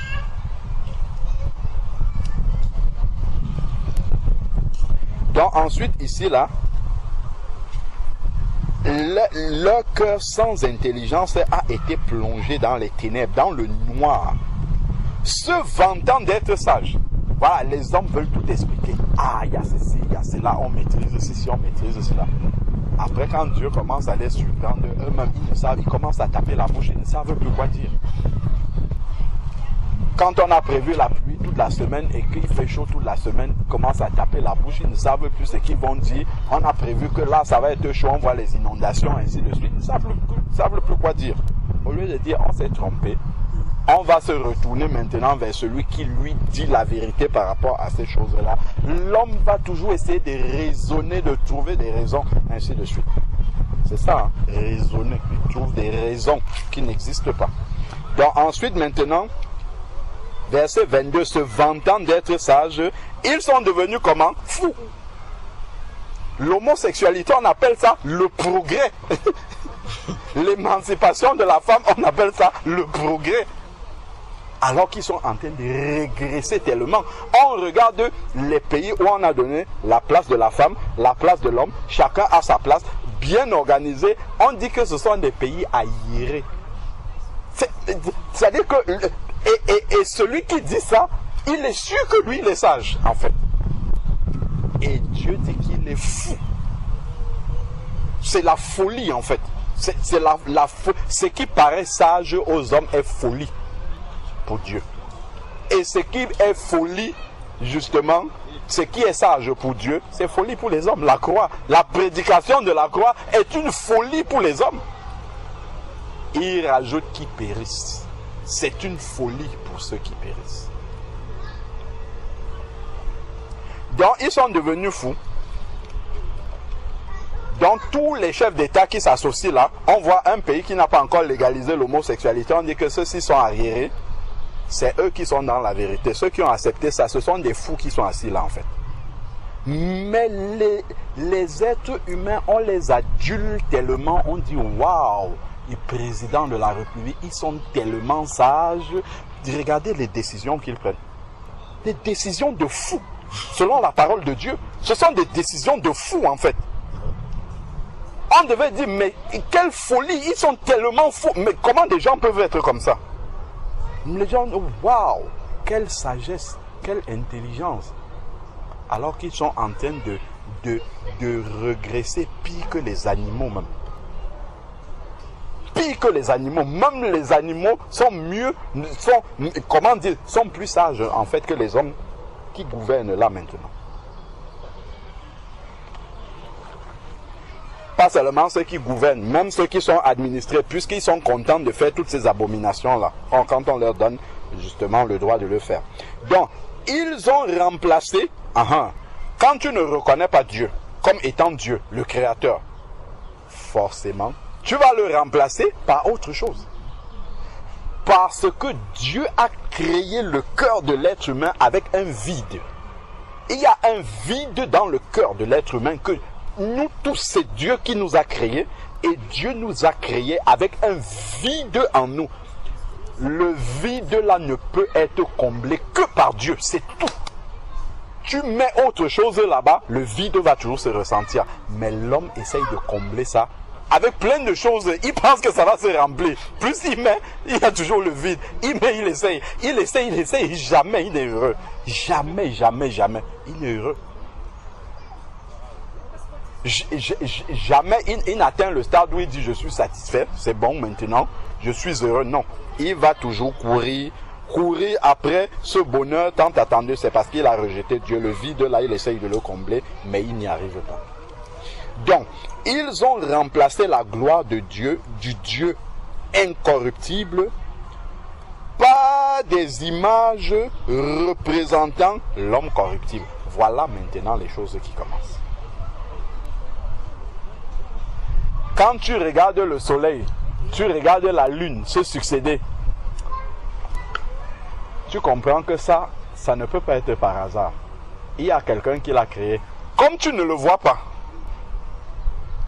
au lieu de demander, mais comme je ne te vois pas, manifeste-toi à moi, dans ses raisonnements, il va commencer à représenter celui-là. Il va prendre un morceau de bois, il va dire, ça c'est Dieu ici, là, et il va se prosterner devant. Parce qu'il veut voir celui qui a créé ces choses-là. Il veut le voir. Comme il ne le voit pas, il va le remplacer par un objet. C'est là que l'idolâtrie commence. Voilà comment l'idolâtrie commence. Parce que l'homme veut voir celui qui a créé ça. Alors que Dieu a choisi de ne pas se manifester par nos sens. Ce n'est pas par l'essence qu'il va se révéler à nous. Pas du tout. Donc, il veut voir le Créateur. Voilà comment il a remplacé le Dieu incorruptible par des images représentant l'homme corruptible. Quand vous voyez la statue de Marie qu'on adore, c'est un être humain en fait qu'on a représenté. Quand vous voyez la statue de Bouddha qu'on adore, c'est un être humain qu'on a, c'est toujours un être qu'on va prendre pour mettre là, pour l'adorer, alors que c'est l'homme corruptible, l'homme imparfait qui est là. Voilà l'idolâtrie. Des oiseaux. Tantôt, ce sont des images d'animaux qu'on va prendre là, on va faire une vache et puis on va dire, bon, il faut adorer ça, comme certaines religions en Inde. Il faut adorer ça, c'est ça le Dieu. Des oiseaux, des quadrupèdes, des reptiles. Voilà comment les hommes commencent à s'égarer parce que dans leur cœur, ils ont rejeté Dieu. Voilà comment l'égarement commence. Il commence dans l'idolâtrie et après les graves péchés vont venir par la suite. C'est pourquoi, à cause de ce qu'on a vu là, on est parti tout à fait doucement. Les injustices entre les hommes, et ainsi de suite, ça les conduit maintenant. Dieu se révèle, ils disent non, il y a autre chose, ce n'est pas un Dieu, un être suprême qui a créé ça, c'est plutôt autre chose. Ils se sont lancés dans les raisonnements, ils ont rejeté Dieu, ils ne l'ont pas glorifié, il se lève le matin, il a toutes les grâces, il a sa femme qui est là, il a les enfants, il a le travail, il a ceci, ou il a la santé, il ne dit pas merci, il pense qu'il mérite tout ça. Tout ça en fait s'est accumulé et ça fait en sorte que n'oublions pas que dès le début, le Seigneur a dit la colère de Dieu vient contre toute impiété. Donc, ils ont amassé des charbons de colère sur eux. Ayant amassé maintenant des charbons de colère sur eux, qu'est-ce qui va s'en suivre? C'est pourquoi Dieu les a livrés. Dieu va les livrer maintenant au penchant de leur cœur, de leur mauvais cœur. C'est pourquoi à cause de tout ce qu'on a lu avant là-bas, si la société dans laquelle on est arrivé à valider le mariage homosexuel, c'est la conséquence de tous les péchés, les abominations qui viennent se terminer par ça en fait. Qui vient maintenant se manifester finalement par l'impureté de leur cœur qui va devenir visible maintenant devant les hommes. C'est pourquoi Dieu les a livrés à l'impureté. Vous voulez faire des abominations? Dieu a protégé les êtres humains. Non, n'y allez pas finalement. Il dit, bon, faites comme vous voulez. Comme vous pensez que vous pouvez vivre sans utiliser la notice, allez-y, je vous laisse. Dieu les a livrés à l'impureté. Et là, maintenant, la méchanceté du cœur humain a commencé à se révéler. Selon les convoitises de leur cœur, dont Dieu a laissé, parce que parfois, Dieu va retenir même les penchants. Ça, c'est encore la grâce de Dieu qui vient souvent même dans certains endroits. Dieu va retenir les penchants de l'être humain qui veut s'exprimer. Dieu va retenir pour que ça ne s'exprime pas. Donc, il va rester une certaine morale. Comme dans ce pays, quand on rejetait le mariage homosexuel et certaines choses. Bien qu'ils vivent dans le péché, Dieu a retenu certaines choses de ne pas se manifester publiquement. C'était des choses qui se cachaient. Les gens, les couples homosexuels, ils se cachaient pour vivre. On ne voyait pas ça ouvertement. Mais plus le péché du pays augmente, grandit, à un moment donné, Dieu dit, allez-y, faites comme vous voulez. C'est bon, je vous l'ai fait comme vous voulez. Et là, ça commence à se révéler publiquement au point où on va amener quelqu'un au tribunal parce que dans sa liberté, il a dit, le gâteau du mariage homosexuel, je n'accepte pas de faire ça. Il est libre. Dans certains cas, on dit les gens sont libres. Dans d'autres cas, on les accuse maintenant quand ils expriment cette liberté-là. Allez-y donc trouver où est la justice. Allez-y trouver, c'est quoi? La justice, elle est où là-dedans? En gros, la justice pour les êtres humains, c'est soyez dans le moule de tout le monde. C'est ça qu'eux, ils appellent justice. Soyez comme tout le monde. Si tu ne vois pas comme nous, alors tu es un injuste, selon la société de maintenant. Si tu veux raisonner les personnes et leur dire non, on est en train d'aller sur le mauvais chemin, on dit que c'est toi qui es injuste. Voilà ce que eux, l'homme, c'est la justice de l'homme qui est corrompu en fait, qui s'exprime comme ça. Donc ensuite maintenant, il est dit, c'est pourquoi Dieu les a livrés à l'impureté, selon les convoitises qui étaient dans leur cœur. Dieu dit, vas-y, exprime ça. Maintenant, je ne fais plus rien, vas-y. Mais il y a un salaire à cela, la colère de Dieu est sûre. En sorte qu'ils déshonorent eux-mêmes leur propre corps. Voilà les problèmes qui commencent maintenant. Ayant rejeté Dieu, pratiquant l'injustice, voilà maintenant qu'ils vont commencer à déshonorer leur propre corps. L'homosexualité, lesbianisme, zoophilie, c'est déshonorer son propre corps, c'est ne pas respecter son propre corps, en fait. Donc voilà comment le Seigneur dit, ils ont commencé à déshonorer, parce que le corps quand même, c'est la partie visible de toi-même. Tu ne peux pas simplement dire aux gens, il y a ça dans mon cœur, il y a ça dans... On ne voit jamais. Ce qu'on voit, c'est ton corps. Donc, c'est quand même un instrument précieux que tu devrais garder précieusement et montrer quelque chose de précieux aux gens. Mais ils commencent à déshonorer leur propre corps. Ce sont les convoitises de leur cœur que Dieu a laissé exprimer. Puisque tu m'as rejeté, c'est ça que tu veux. Vas-y maintenant. Donc, ils ont en sorte qu'ils déshonorent eux-mêmes. Ce n'est pas quelqu'un qui est venu les pousser à faire ça. C'est eux-mêmes qui ont commencé à déshonorer leur propre corps. Simplement parce qu'ils ont dit au Créateur, nous on ne veut pas de toi, on veut vivre librement, comme eux ils appellent ça la liberté. Mais quand tu parles de Dieu, on te prive de cette liberté-là. Mais bon, donc ensuite, ils ont dit, nous on ne veut pas de toi, on est grand, on va se débrouiller tout seul. Et maintenant, se débrouiller tout seul, c'est commencer à déshonorer son propre corps. Eux qui ont remplacé la vérité de Dieu par le mensonge. La nature qu'on a vue, c'est la vérité de Dieu. Dieu prêche de manière naturelle.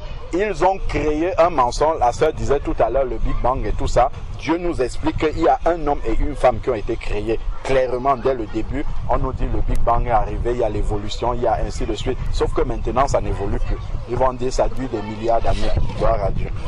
Que l'homme continue à s'égarer comme ça. Donc ensuite, maintenant, eux qui ont remplacé la vérité de Dieu par le mensonge et qui ont adoré et servi la créature au lieu du Créateur. Combien de fois les êtres humains essayent de mettre leur confiance dans les hommes? Les hommes politiques. On va aller voter pour un tel. Les gens sont allés voter Emmanuel Macron, ça va changer. Aujourd'hui, ils sont dans la rue, les mêmes qui l'ont voté. Quand je vois les gens dans la rue, je dis, mais c'est vous qui l'avez voté. Je vois Donald Trump, les gens se fâchent. Ils disent, mais qui l'a voté? Ce sont les gens qui sont sortis de la lune pour venir le voter. C'est vous qui l'avez voté. Mais restez assumés jusqu'au bout. Dieu est simplement en train de montrer à l'être humain que ce n'est pas dans un homme qu'il faut mettre sa confiance. Pas du tout. L'homme est limité, il fait ce qu'il peut. Il fait ce qu'il peut. C'est vous-même qui l'avez voté. Pourquoi vous allez maintenant demain dans la rue pour commencer à contester le programme que vous-même vous avez voté? Est-ce qu'un homme politique, se fait élire sans programme? Pas du tout. L'homme politique vous montre son programme. C'est comme je me souviens, j'avais pris pendant les élections présidentielles, les derniers où François Hollande a été élu. Il avait écrit dans son programme validation du mariage gay. Il avait écrit, c'était clair. Quand j'ai lu ça dans le programme, j'ai dit, ah, celui que j'aurais même peut-être, si je me rendais aux urnes, j'aurais même pu peut-être prendre son bulletin. Je ne vais même pas du tout aller aux urnes, donc je ne me suis même pas inscrit du tout. Je dis, je laisse ceux qui veulent participer à ça participer, mais moi, c'était écrit. Et après, maintenant, quand il vient valider ça, on dit que les chrétiens sont allés marcher, alors que beaucoup de chrétiens sont allés le voter. Répentez-vous. Il n'a pas menti, il avait écrit ça. C'était écrit, il avait dit. Donc, quand tu es allé accorder ton suffrage à une telle personne qui t'a dit ce qu'il va faire, tu participes à ça. Tu participes à ce qu'il va faire. Tu as donné ta caution à ce qu'il, tout le programme qu'il va mettre en place là, tu as validé ça en fait.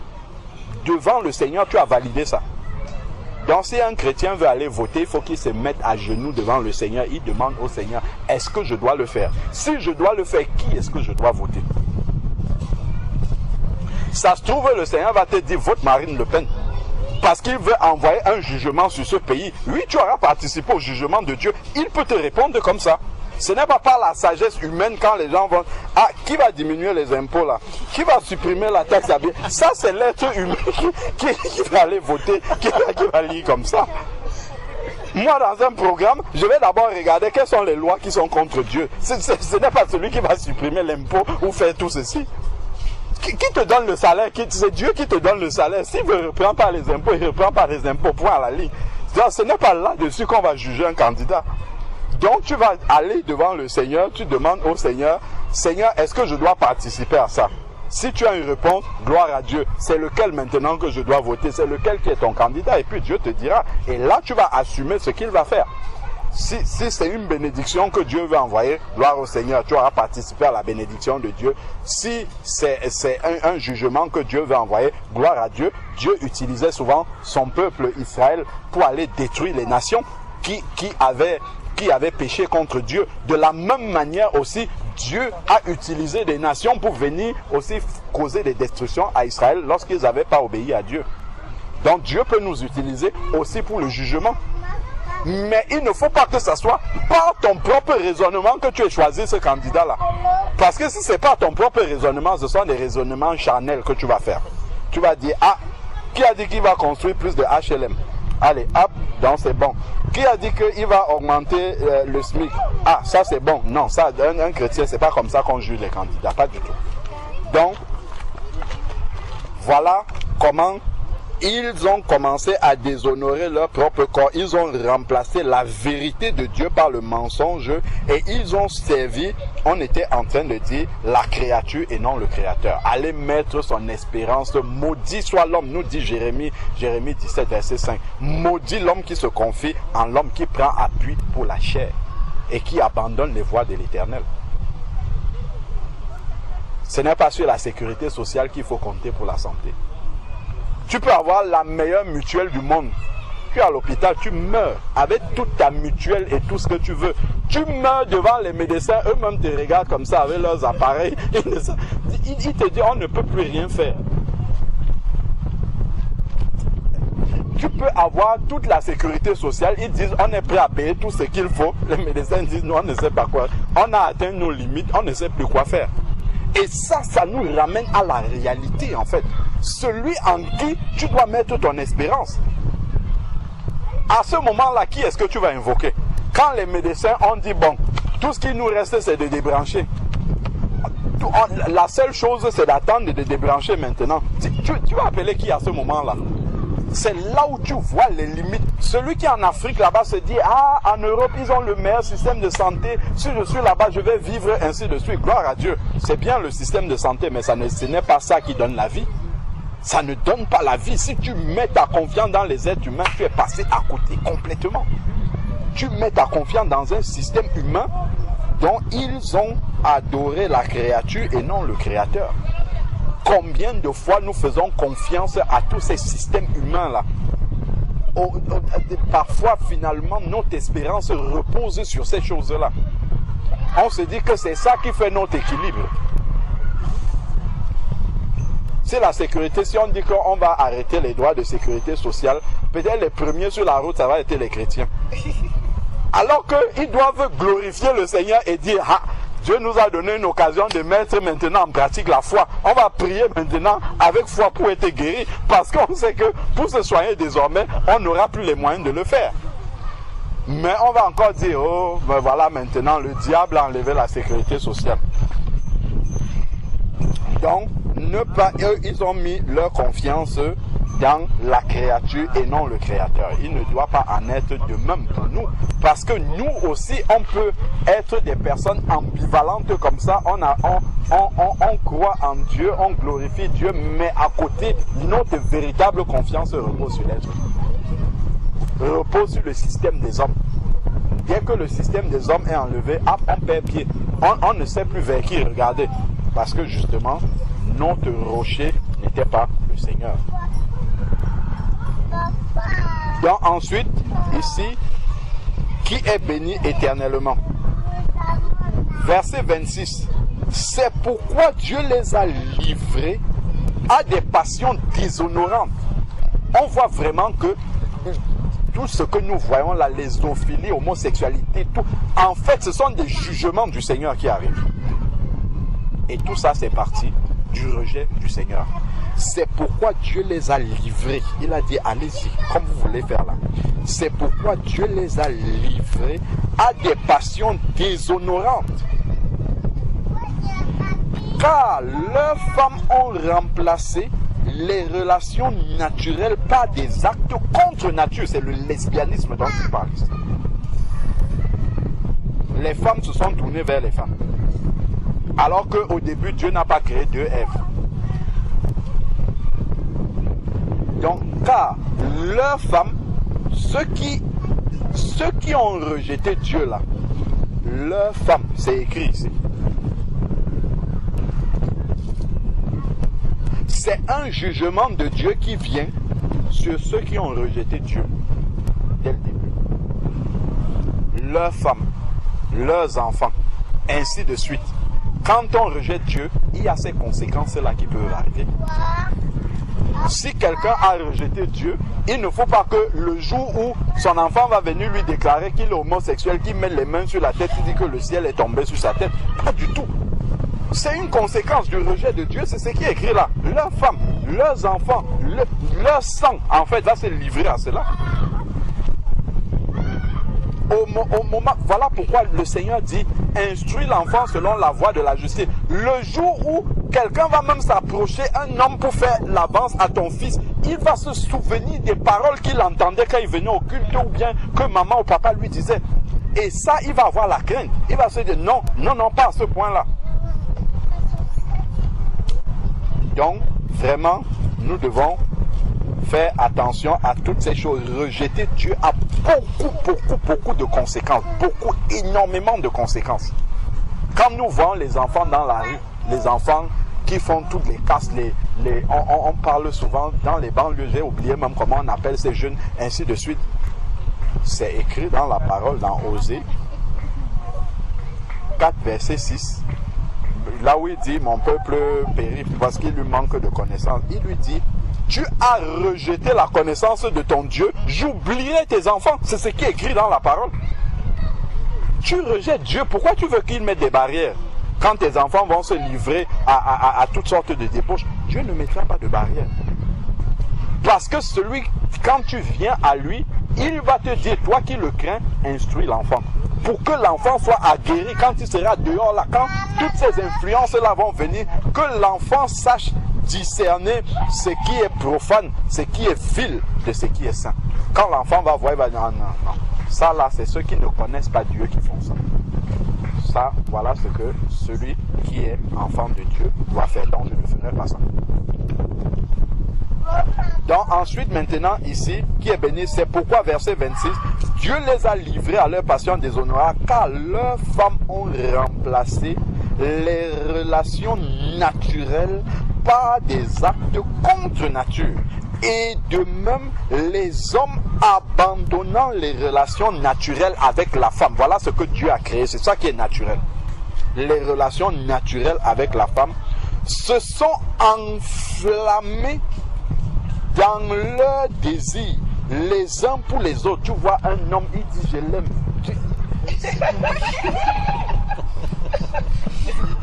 Quand tu vois à la télé, le pauvre policier qui allait, on l'a fusillé, on dit voilà c'est sa femme ou son mari, je mets les mains sur les têtes. Les gens parlent de c'est comme si c'était une relation naturelle. On dit qu'est devenu son fiancé, le veuvage et tout. Je dis c'est pas vrai ça. Mais ils sont déréglés maintenant. Il n'y a plus aucune conscience. On parle de son conjoint comme ils appellent, ils disent qu'ils sont mariés. On parle de lui comme l'épouse de quelqu'un qui est décédé. Je dis mais c'est pas possible. Ils ont perdu la tête complètement.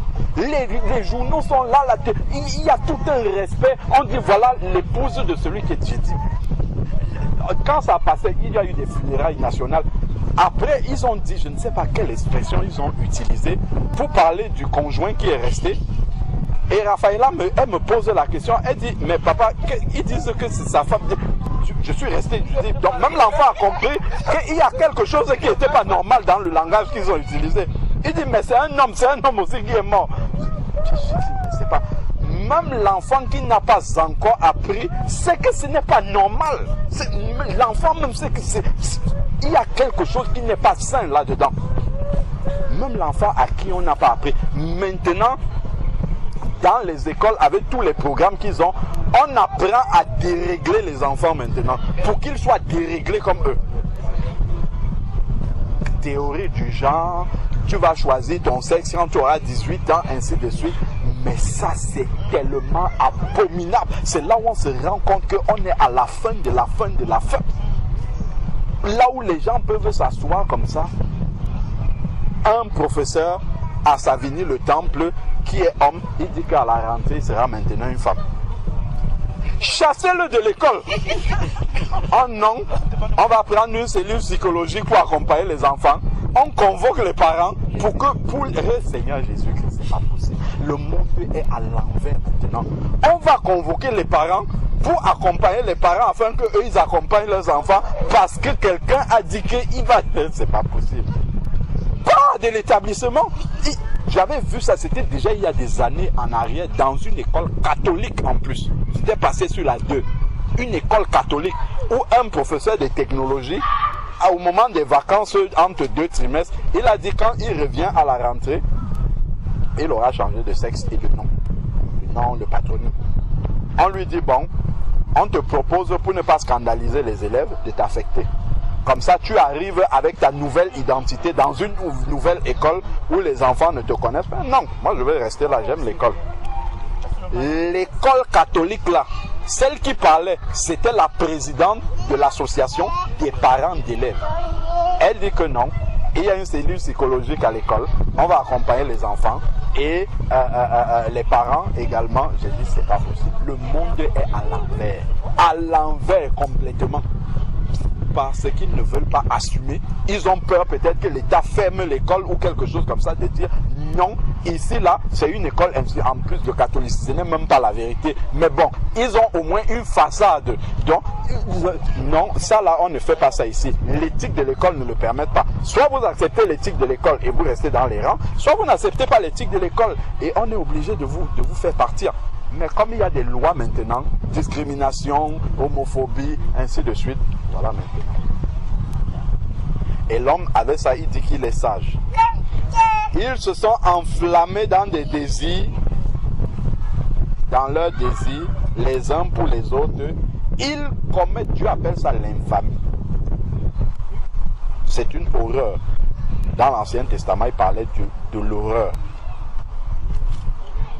Homme avec homme. Une infamie, homme avec homme. Donc quand quelqu'un te demande est-ce que Dieu parle de l'homosexualité, qu'est-ce que Dieu en parle? Il appelle ça infamie, homme avec homme. Tu dis va dans le dictionnaire chercher la définition du mot infamie, là tu vas voir ce que ça signifie. Une infamie. Eux-mêmes, donc, ils reçoivent en eux-mêmes le salaire que mérite leur égarement. Donc, souvent, les gens pensent que c'est venu de la lune. C'est un salaire. L'homosexualité est un salaire qu'on reçoit. Ça vient de quel... C'est un travail qu'on a fait. On ne te donne pas un salaire sans travail. C'est un travail qui a été fait, ou toi-même, ou tes parents, ou je ne sais pas qui. C'est un salaire, en fait, que tu reçois. Oui, c'est une malédiction. C'est une autre manière de dire c'est la malédiction, bien sûr. C'est un salaire, en fait. C'est écrit ici. C'est écrit. Ils reçoivent en eux-mêmes, au lieu de recevoir le Saint-Esprit, ils reçoivent le salaire justement. C'est le salaire que mérite leur égarement.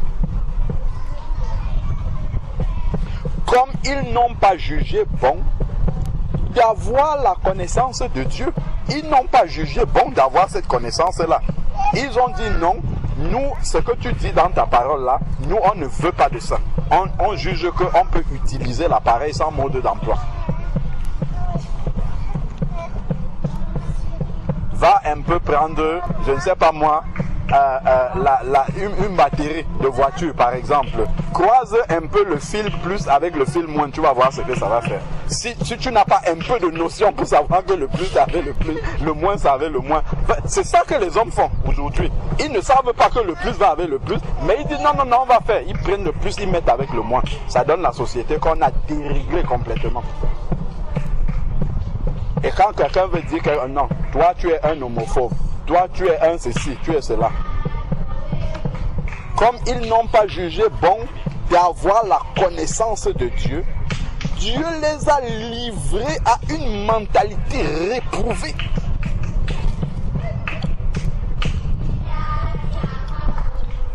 Dieu les a livrés à cette mentalité réprouvée. Pour commettre des choses indignes. Il appelle ça chose, voilà, là-bas il appelait ça infamie. Maintenant il appelle ça des choses indignes. Ils sont remplis de toutes sortes d'injustices, de méchanceté.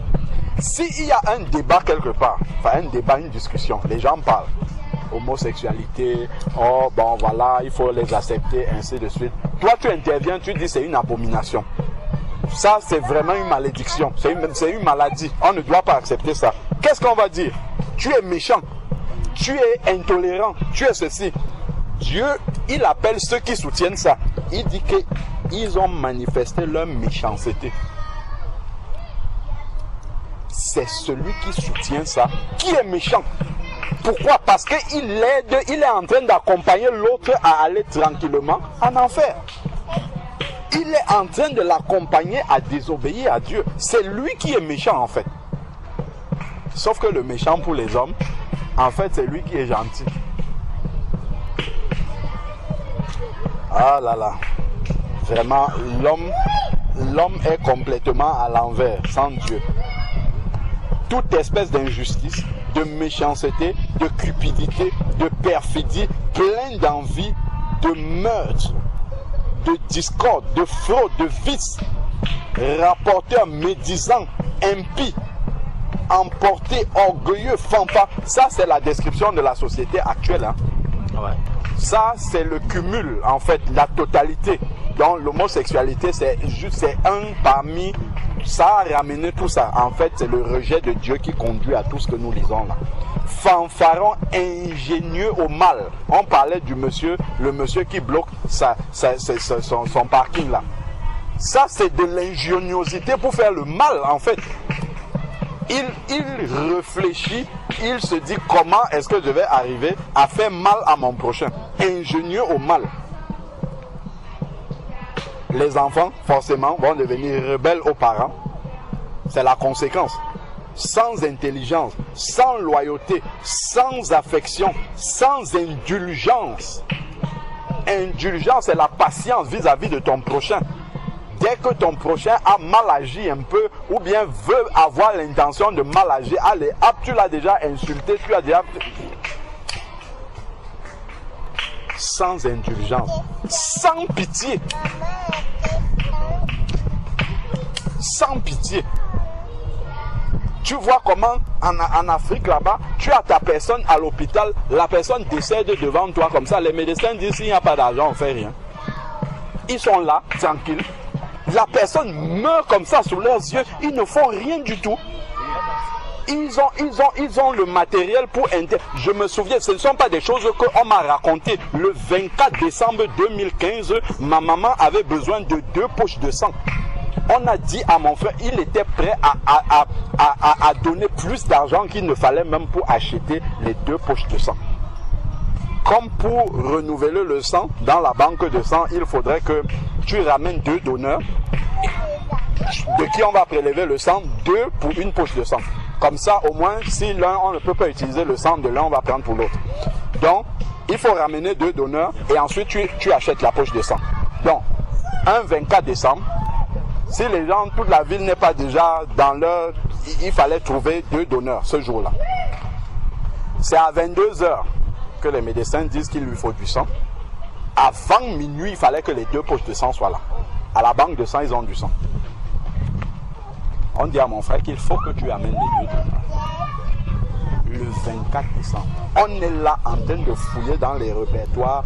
Qui est-ce qu'on va trouver pour aller donner du sang? Ils ont du sang. Pourquoi vous ne transfusez pas la personne et après, on va ramener les 2 donneurs? C'est ce qu'ils ne l'ont pas fait du tout. Par la grâce de Dieu, il y a 2 frères que j'avais contactés pour aller prier pour la maman dans la journée. Ce sont les 2 mêmes là que j'ai rappelés. J'ai dit à mon frère, va les chercher.